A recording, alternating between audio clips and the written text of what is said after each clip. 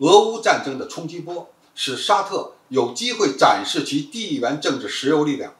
美国感觉快玩脱靶了。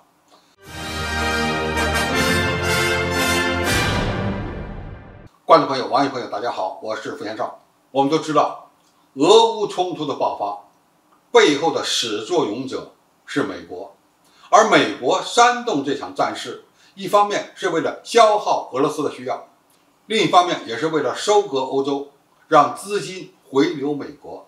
力挺美元和美债，挽救通胀高企的美国经济。但是美国没有料到，西方对俄罗斯的能源制裁提升了沙特的国际地位，而石油美元因此变得岌岌可危。据《亚洲时报》报道，美国想在中东推动新的石油换安全安排，但已经无法号令沙特了。利雅得则以北京就以人民币而不是美元出售石油进行谈判。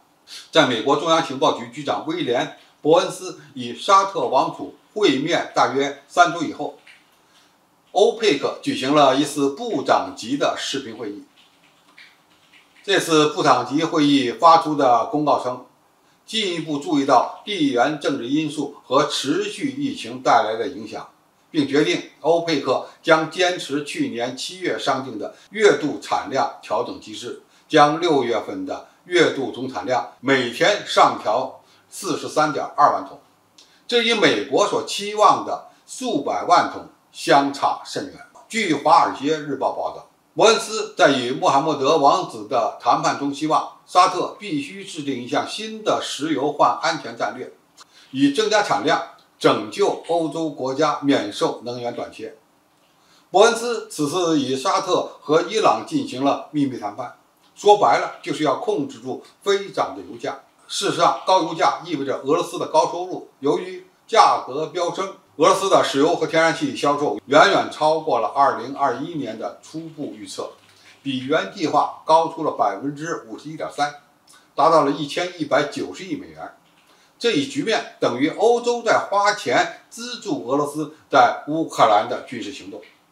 高油价还在推涨欧美的通胀危机，让美国变成战争利益受损者。最重要的是，除非欧洲能找到其他的石油来源，否则他将继续购买俄罗斯的石油。但是伯恩斯此行以失败告终，因为穆罕默德亲王不听话，他拒绝惩罚俄罗斯，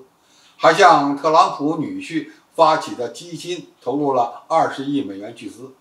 扬言要将沙特转变为现代技术领导者。这位王子最近拒绝接听拜登的电话，以表达对美国的不满。其实沙特和俄罗斯都是欧佩克家的利益相关者，由俄乌冲突所带来的高油价让沙特挣了个盆满钵满。拜登想阻止沙特发财可没那么容易，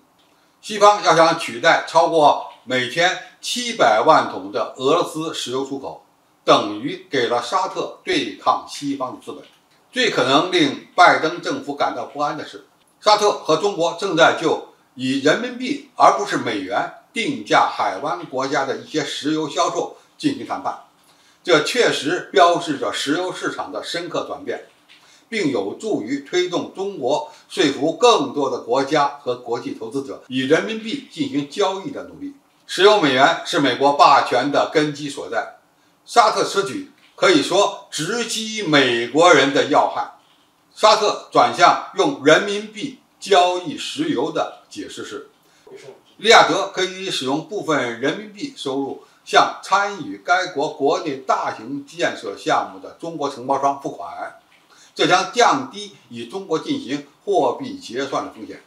对于美国来说，这就意味着沙特与中国的某些单位以人民币计价的敏感交易将不会出现在 SWIFT 系统中，这使得交易无法得到监控。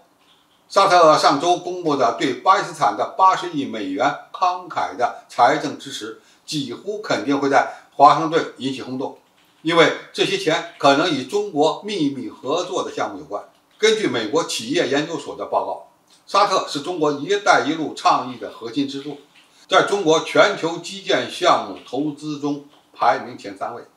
可以说，中央情报局局长的电话不可能是与穆罕默德王子之间进行友好的交谈，因为这次交谈失败了。